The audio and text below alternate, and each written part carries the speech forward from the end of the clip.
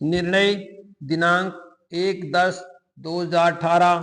Paragraph प्रार्थिया की तरफ से यह दावा इस पारिवारिक न्यायालय में दिनांक 9/9/2015 को इस आशय का पेश किया गया कि दिनांक 22/5/2014 को लगभग 8 बजे प्रार्थिया और उसके मामा की लड़की पल्लवी अपनी नानी के घर से अपनी माँ के मामा कालू के घर पर आई थी और वहां रुकने के बाद दोनों अपनी मौसी वर्षा के यहाँ सलूमबर जाने हेतु अस्पताल के बाहर सड़क पर आकर बस की इंतजार में खड़ी थी कि टोडा घाटी की तरफ से एक कार आई जिसमें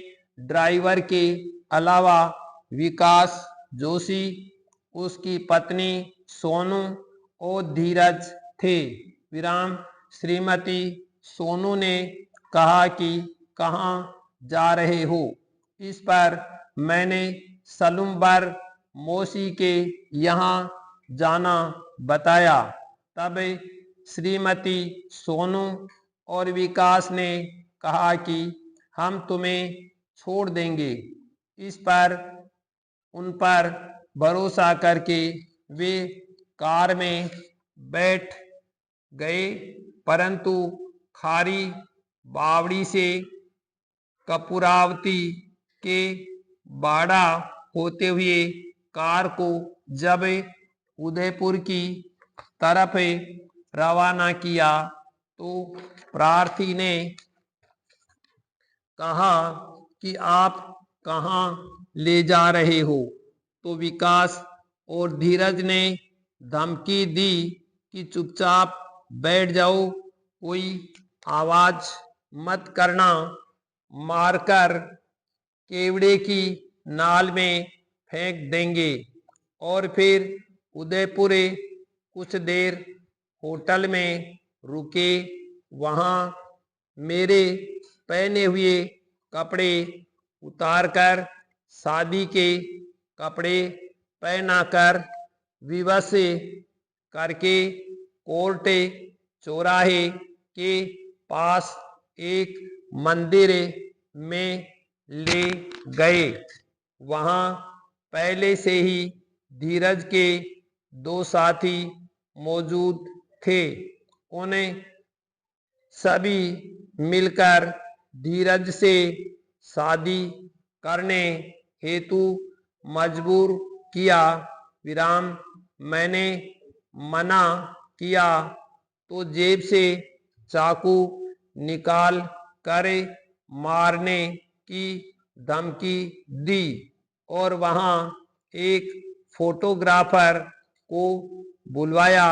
वह इच्छा के विरुद्ध फोटो खिंचवाए और फिर अजनबी वकील को बुलवाकर स्टाम्प पर शपथ पत्र बनाकर हस्ताक्षर और नगर परिषद ले गए और कुछ कागजों पर हस्ताक्षर करवाए और हमें धमकी दी कि ये बात 6 माह तक किसी को मत बताना, वरना तुम्हें और परिवार को जान से मार देंगे। विराम।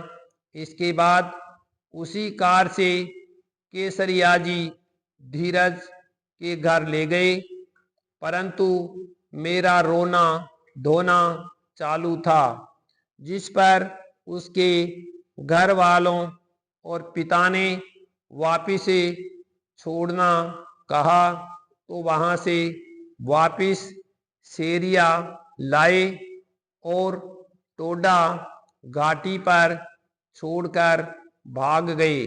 विराम। उसके बाद मैंने सारा हाल मेरी माँ को बताया, जिन्होंने मेरे पिता को फोन किया। विराम। पिता दिनांक 27/5/2014 को कर आए। विराम। मेरे दादा और पिता ने समाज में दोषियों को सजा दिलाने के लिए कहा, परंतु कुछ कार्रवाई नहीं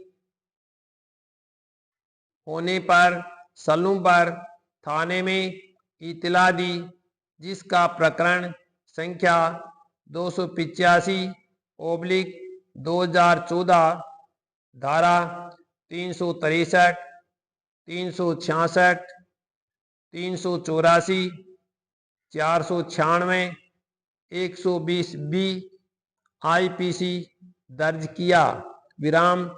अनुसंधान के दौरान एएसआई अब्दुल रज्जाक ने यह कहा कि अभियुक्त गण आपके सामने सरेंडर है और न्यायिक अभिरक्षा में नहीं चाहते और राजीनामा करने को तैयार। वह उक्त मामले में मैं एफआर प्रस्तुत कर दूंगा एवं आपके कहे अनुसार दस्तावेज को शून्य करने को मौजूद रहेंगे और तुम्हारे भावी जीवन पर कोई प्रभाव नहीं पड़ेगा। विराम।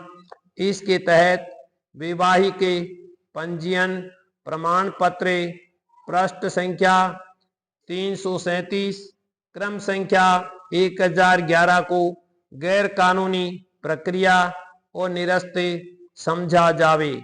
वह 100 रुपये के स्टाम्प पर धीरज कुमार ने इकरारनामा संपादित कर लिखा, जिसमें विवाह की सारी कार्यवाही को सुनने और प्रभावहीन समझी जाने और वैवाहिक प्रक्रिया सामाजिक और पारिवारिक के रूप से स्वीकार्य नहीं है। इसलिए उसमें कहा गया कि पक्षकार विवाह संबंध अन्यत्र छोड़ने हेतु स्वतंत्र रहेंगे और दिनांक 22/5/2014 की घटना क्रम को लेकर सामाजिक स्तर पर राजीनामा कर लिया है। इसलिए अनुराधा और पिता पुलिस थाने में उपरोक्त प्रकरण का निस्तारण करा देंगे। विराम।